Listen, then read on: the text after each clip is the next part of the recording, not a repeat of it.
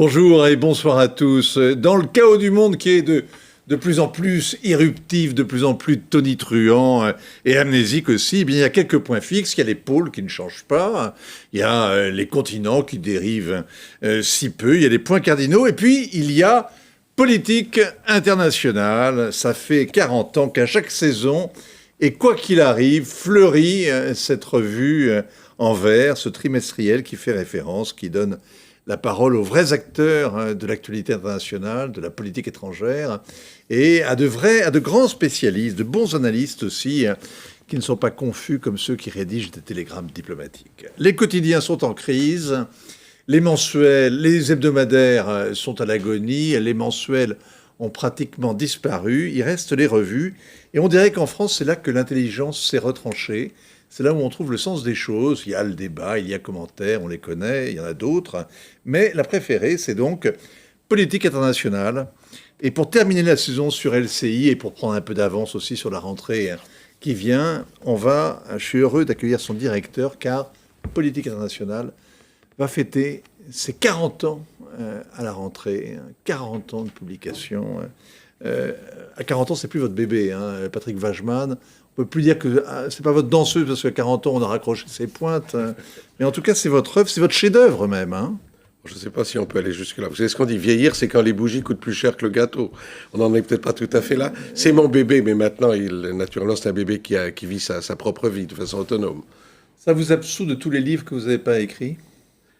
Je ne sais pas. J'aime bien me mettre dans la tête des gens. Et comme la revue, depuis 40 ans, nous offre l'occasion de voir comment fonctionne le cerveau des grands de ce monde, des chefs d'État, des révolutionnaires, des autorités morales, ça me procure peut-être une excuse pour ne pas écrire davantage. C'est dur de durer, parce que faire une belle revue une fois, c'est à la portée de gens un peu courageux et qui ont un carnet d'adresse, mais réussir à la maintenir à travers parce que 40 ans, c'est... Je dis toujours que c'est un miracle laïque. C'est un miracle laïque. La sagesse fait durer et les passions font vivre. Alors nous avons les deux, on a une équipe formidable. Et puis il faut dire aussi qu'avec les décennies, le côté légitime de politique internationale rend les choses plus faciles. Quand on demande à un chef d'État de donner un entretien à politique internationale, il n'a pas l'impression que c'est déshonorant, ne serait-ce que parce qu'on a été reçu par le pape qui lui-même a célébré politique internationale. Alors, dans les plaquettes de promotion à l'ancienne de politique internationale, que voilà, on voit Patrick Wajman avec un certain nombre de grands de ce monde, mais on voit surtout tous les acteurs de l'actualité qui, à un moment ou à un autre, se retrouvent en train de lire politique internationale. C'est une diversité, c'est incroyable. Comment est né le projet de la revue ? Très simplement, j'étais un jeune professeur à Sciences Po et à l'époque un tout jeune éditorialiste au Figaro. Et je me suis dit, pourquoi n'y a-t-il pas en langue française ce qu'est Foreign Affairs en Amérique ? C'est-à-dire une grande revue trimestrielle qui accueille à la fois des experts et des hommes d'État, c'est-à-dire ceux qui décryptent la réalité internationale et ceux qui la font. Alors comme j'avais pas un sou, je suis allé voir 5 industriels et je ne leur ai pas demandé d'argent. Je suis allé voir Jacques Maison-Rouge, d'IBM, Ambroise Roux, François Michelin. Et je me souviens, le premier que je suis allé voir, c'était Jacques Maison-Rouge. Je lui ai dit, voilà, j'ai pas un sou, je vous en demande pas. On va faire la meilleure revue au monde. Quand on a 30 ans, on dit n'importe quoi, même si ça devient un peu vrai par la suite. Et soyez annonceurs. Faites-nous confiance pendant 1 an. Et si dans 1 an, nous ne sommes pas à la hauteur de vos espérances, vous nous laisserez tomber. Et je me souviens, ça va vous faire sourire, je me souviens de la réponse de Jacques Maison-Rouge, qui était le vice-président d'IBM, face à ce jeune homme que j'étais. Il m'a dit, oui, mais qu'est-ce que vous avez à me montrer ? Et je lui ai dit, Monsieur le Président, absolument rien. Et il m'a répondu, alors c'est tout à fait d'accord. Quel est le meilleur numéro de la revue ? Le prochain. D'accord. Le meilleur souvenir ? Ah, souvenir. Vous savez, nous avons eu beaucoup de scoops, comme on dit dans la presse, et beaucoup d'anticipation. Par exemple, nous avons parié sur la victoire de Ronald Reagan, alors que tout le monde donnait Jimmy Carter vainqueur, et nous avons publié dans Politique internationale l'équipe de Reagan avant la presse américaine, qui nous a racheté les droits de les retraduire en anglais. Nous avions parié sur la victoire de Schröder alors que tout le monde donnait Kohl réélu. On a publié bien avant qu'il soit président Chavez au Venezuela, Tsipras avant qu'il devienne Premier ministre de Grèce, Madame Merkel avant qu'elle soit chancelière. Mais si vous voulez vraiment le meilleur souvenir, sur un plan sentimental, c'est notre visite à Jean-Paul II lorsque nous lui avons décerné le prix du courage politique pour sa contribution au démantèlement du communisme en Europe, Alors au ça, Vatican. c'est un des rituels de la revue, Oui. mais qui n'est pas parfaitement régulier, qui n'est pas annuel. Vous essayez de décerner presque tous les ans? On décerne un prix pour une action courageuse, mais pour Le une prix du vie courage courageuse, on ne politique. trouve pas un géant par an. Oui, c'est difficile. Hein. Difficile. Celui qui vise l'action globale d'une personnalité, une sorte de Nobel du courage politique, nous ne l'avons décerné que 3 fois, finalement. À Sadat, De Klerk et Jean-Paul II au Vatican. Pas mal comme tiercé. Vous avez eu aussi de la chance, et ça compte quand on fait un peu de journalisme. Vous avez eu un scoop avec la dernière interview de Rabin. C'est vrai, j'aurais préféré ne pas l'avoir, parce que c'était l'interview qui précédait son assassinat, mais c'est une interview exceptionnelle dans laquelle Rabin disait « Jamais un juif ne tuera un juif », et il a été abattu par un juif fanatique. Et c'était effectivement la dernière interview de Rabin vivant. On a aussi publié la dernière interview de Shimon Peres vivant, mais n'en concluez pas qu'il suffit d'être dans la revue pour passer de vie à trépas. Le scoop est terrible, mais c'est moi qui vous interviewe, mais non pas le contraire, donc tout va bien. Alors on va feuilleter ensemble l'album de la semaine, les actualités de ces derniers jours, et vous allez nous dire ce qui vous frappe dans tous ces événements qui sont comme l'écume de la vague, mais quand même qui permettent de parler de la vague un peu profondeur. Et on commence avec le voyage d'Emmanuel Macron en Afrique, une escale à Nouakchott. Le président est allé encourager le G5 et la Mauritanie qui investit dans son armée. Tout ça prendra énormément de temps. Mais c'est l'une des clés de la sécurité au Sahel.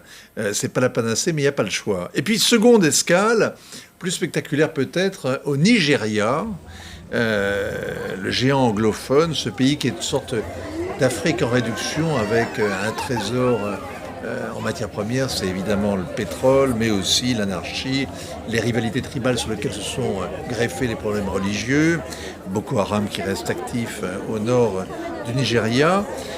Mais c'est sur la vitalité culturelle que le président Macron a voulu mettre l'accent et il est allé tenir une sorte de face-à-face avec les acteurs locaux dans une boîte qui s'appelle le Shrine, qui n'est pas la mieux famée, mais qu'il a connu quand il était stagiaire à l'ENA. Le Shrine, c'est le temple de Fela Kuti. C'est un endroit paradoxal, mais bien trouvé, pour lancer la saison culturelle de l'Afrique en France. Et il a parlé de Nollywood, la production cinématographique du Nigeria, qui est la deuxième au monde, ce que, évidemment, tout le monde ignore. Il mouille sa chemise, quand même, Emmanuel Macron. Les francophones ont de quoi être un peu amers, mais un président qui surprend. Je trouve. Quand je le vois actif, comme il l'est, je pense à ce dicton qui dit que pour être un homme d'État, il faut au moins les 3 C. Il faut le cerveau, le courage et la conviction. Je trouve qu'il a les 3 C. Et il y en a d'autres. Il y a d'autres C. Le cerveau, le cœur et les convictions. Les convictions, le courage, le caractère, on pourrait dire aussi le charisme et peut-être même la chance. Ouais. Mais il a surtout quelque chose que je trouve extraordinaire. Il considère que rien n'est impossible. Et quand on considère que rien n'est impossible, on rend des choses difficiles possibles. Vous connaissez la phrase de Sénèque qui dit « Ce n'est pas parce que les choses sont difficiles que nous ne les faisons pas, c'est parce que nous ne les faisons pas qu'elles sont difficiles. » Et je pense à ça en voyant Macron. Moi, franchement, je trouve que... Bon, il vous épate. Il m'épate, et pour l'instant, c'est sur le bilan qu'on le jugera, comme toujours. Non, on ne juge jamais sur le vrai bilan. Vous croyez ? Bon, au bout de 40 ans, si, vous pouvez juger. Alors justement, au bout de 40 ans, c'est qui les grands hommes ? En France, vous dire dans le monde. Où sont les grands hommes ? Quels sont les grands hommes que vous avez croisés ? Alors, Que vous j'ai avez dit croisés. aux 3 prix du Je courage dirais, politique. Jean-Paul II, Oui, d'accord. Ronald Reagan. Pour vous, c'est un géant. Oui, parce que c'était peut-être pas le plus sophistiqué intellectuellement. Il confondait un peu le Nicaragua et le Guatemala. Mais il est venu au pouvoir pour accomplir une mission. Mettre fin au soviétisme en Europe. Ok. Et il l'a fait. Vous diriez la même chose de Trump ? Pensez-vous pouvoir dire la même chose de Trump demain ? Bien sûr que non. Trump n'est pas, à mes yeux, un modèle de sophistication intellectuelle. C'est pas mon idéal de bonheur terrestre. Non, mais il a été élu il par- fait la politique de son électorat. Et je pense qu'il a dit, avant de venir au pouvoir, je ferai une politique unilatéraliste. Il le fait. Il a dit, je sortirai du traité nucléaire. Je ne m'en réjouis pas. C'est juste un constat.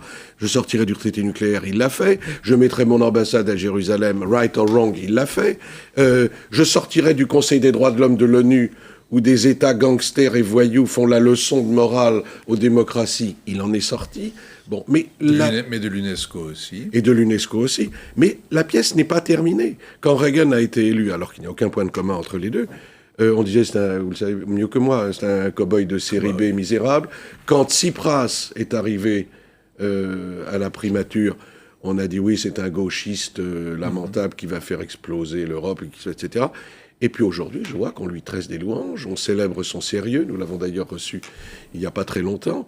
Et donc, il faut attendre la fin de l'histoire. La preuve est là, Alexis Tsipras avec la revue entre les mains.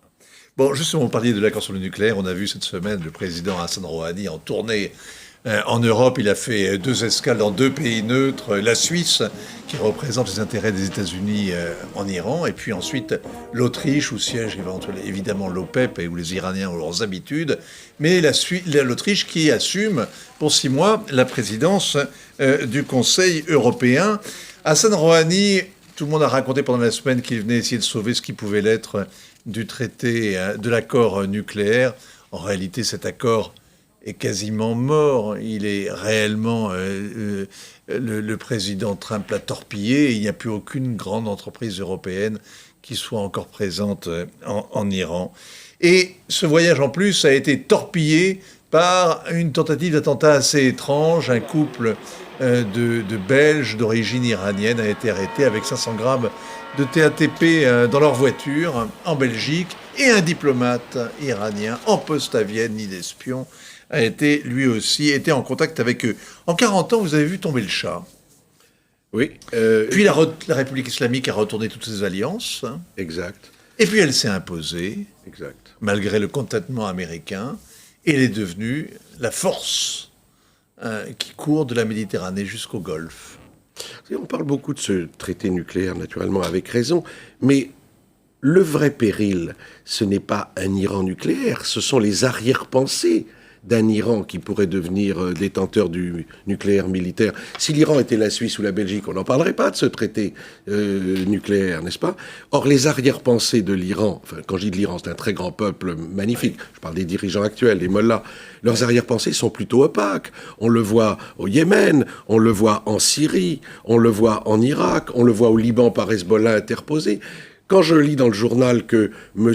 Rouhani vient chercher des garanties auprès des Européens pour avoir la gentillesse de rester dans le traité nucléaire, je dis c'est à lui de fournir des garanties sur ses véritables intentions au lieu d'avoir cette politique agressive et impériale à la fois dans le Golfe et au Proche-Orient. Il ne faut pas inverser les facteurs. Personnellement, je ne serais pas sorti du traité comme l'a fait M. Trump, ce qu'à Dieu ne plaise. Mais ce n'est pas le fond du problème. Le fond du problème, c'est l'Iran impérial, l'Iran impérialiste, l'Iran opportuniste, l'Iran agressif que l'on constate aujourd'hui. L'Iran qui a développé une capacité de nuisance avec toutes ses alliances, mais qui en même temps croit y trouver une assurance vie.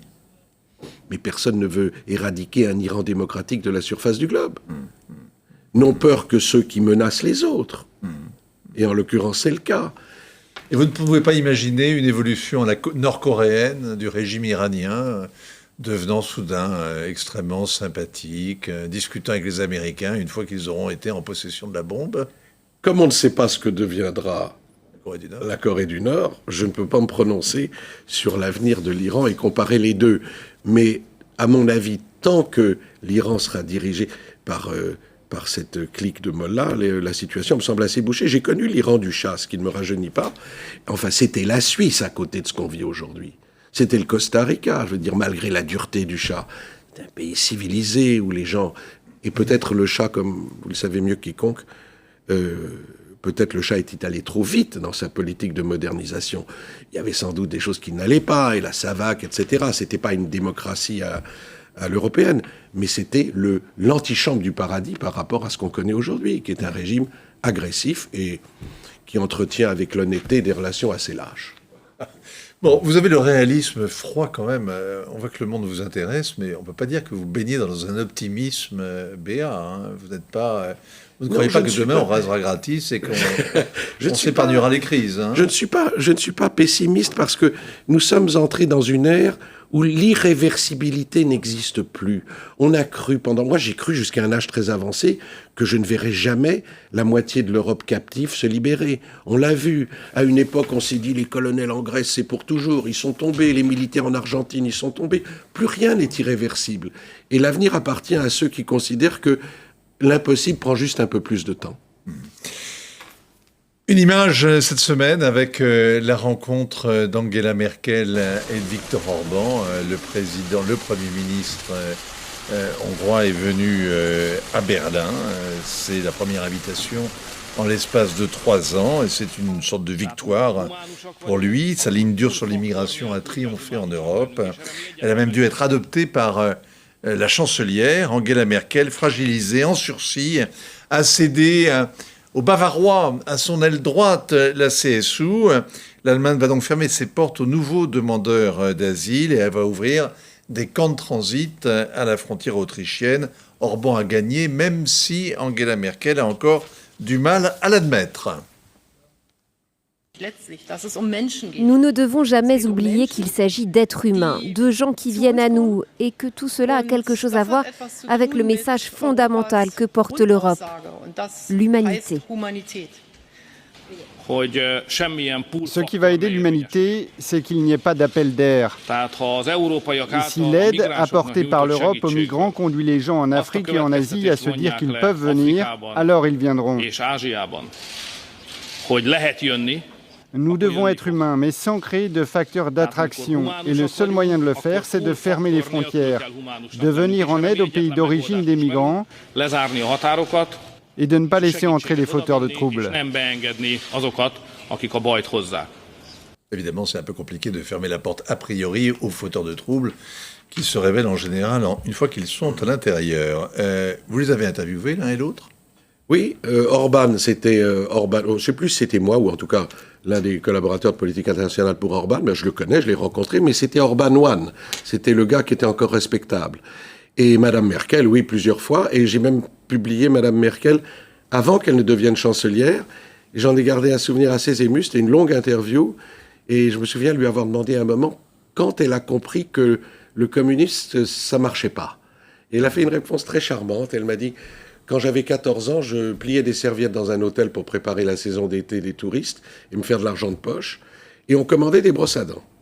Et chaque été, on s'apercevait qu'il y avait moins de brosses à dents que de touristes, malgré les commandes qu'on avait faites. Alors je me suis dit, un régime qui n'est pas fichu, d'avoir autant de brosses à dents que de touristes pour l'été, ça ne peut pas marcher. C'était une demi-plaisanterie, mais elle a aussi ce sourire-là. Oui. On la connaît moins sous cet angle-là. Est-ce que, en même temps, c'est la malédiction de l'Allemagne, non ? Vous ne croyez pas le fait qu'elle se soit accrochée au pouvoir et qu'elle n'ait pas voulu céder la main ? Pour être honnête, moi j'ai une immense admiration pour elle, mais je crois que c'est le mandat de trop. Et j'avais le pressentiment, avant le dénouement de ces négociations avec ses alliés bavarois, j'avais le pressentiment que de toute façon, elle ne finirait pas ce 4e mandat. Et je le crains. Il faut toujours partir au plus haut. Vous n'êtes pas stupéfait quand même de la façon dont les choses s'accélèrent, le délitement de l'Europe se fait à une vitesse, c'est presque sous nos yeux qu'on sent tous les problèmes émerger et devenir pratiquement insolubles, qu'il n'y ait plus l'énergie pour les dépasser. C'est vrai, mais je vais vous dire, je crois que... Non, mais bien sûr, entre le Brexit d'un côté, la Catalogne, les populismes... Est-ce que vous pensez que quand vous allez fêter le 50e anniversaire de la revue, il y aura toujours une Union européenne à 27 ? D'abord, je vous remercie d'envisager l'hypothèse où je serai toujours en pleine forme pour le 50e anniversaire de la revue. Sans dire. Et ensuite, moi, je crois que l'histoire... Les hommes d'État sont le produit de l'histoire, mais ils sont aussi les acteurs de l'histoire. Il suffirait que une ou deux personnalités de premier plan appellent à un effort politique, moral, intellectuel, non pas pour régler tous les problèmes, mais pour ouvrir un passage qui permettrait peut-être de le faire. Alors vous me direz, où est cet homme-là, où est cette femme-là ? Je n'en sais rien, mais je crois beaucoup à cela. On l'a vu dans le passé. Finalement, le deuxième conflit mondial, je ne veux pas jouer les anciens combattants, n'aurait pas été ce qu'il a été sans Churchill, malgré la force américaine. Au Moyen-Orient, la situation n'aurait pas été ce qu'elle est devenue entre l'Égypte et Israël si Begin et Sadat n'avaient pas existé. Sadat, le président qui a fait la guerre à Israël, et Begin, l'ancien terroriste pendant la période mandataire, Il n'y a pas une fatalité absolue de la géopolitique. C'est ça que vous êtes en train de nous dire? Il n'y a pas de fatalité. Je ne crois pas à la fatalité. Ce serait désespérant de croire qu'il y a une fatalité. Il y a des situations dont on pressent l'inéluctabilité, mais je crois qu'il n'est jamais totalement impossible d'opérer un redressement si la bonne personne se trouve au bon endroit. Il y avait une phrase de Georges Pompidou qui disait, je crois, décidément mes citations sont très anciennes, ça ne me rajeunit pas, qui disait, il ne suffit pas d'être un homme d'État, il faut l'être au bon moment. Et si l'on croise les circonstances et la conviction, on peut peut-être produire quelque chose. On va terminer sur non pas une note d'espoir, mais sur une espèce de projection, à faire un pari. Quel est, à votre avis, par exemple, aux États-Unis, l'homme d'État qui peut, demain... quel est, dans le monde, celui que vous regardez, parmi les gens que vous suivez, quel est celui qui vous intéresse, dont vous vous dites, il pourrait demain avoir un grand rôle, alors qu'on ne l'a pas forcément encore perçu comme un acteur majeur? Alors, aux États-Unis, d'abord, je n'exclus pas que Trump soit réélu.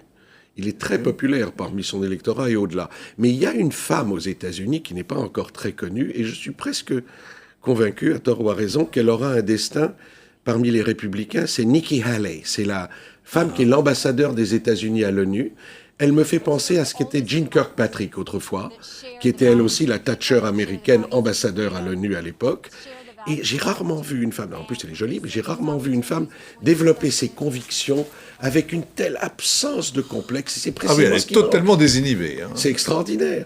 Elle développe ses idées sur les droits de l'homme, sur les adversaires de l'Amérique, sur la démocratie, avec une simplicité qui est presque troublante. Oui, elle est morte dure en plus. Voilà, je crois que le jour où elle va se mettre en marche, si elle peut être la candidate républicaine, moi je pense que rien ne l'arrêtera. C'est une vedette pour Fox News. Oui, peut-être pour Politique internationale aussi. Politique internationale, numéro 159, c'est celui du printemps. Il était formidable, il fallait le lire. Il est encore on le trouve encore en revue, avec notamment... il y a beaucoup de choses. Hein. Il y a vraiment, c'est extraordinaire la floraison, le nombre de sujets que vous traitez dans une revue à travers les grandes interviews ou les analyses de spécialistes. Et puis il y a le numéro qui sort dans 8 jours, le numéro d'été. Et il y aura le 40e à la rentrée. D'ici là, eh bien, bon week-end à tous. L'info continue sur la chaîne Info. Merci Patrick. Merci à vous. Merci à vous.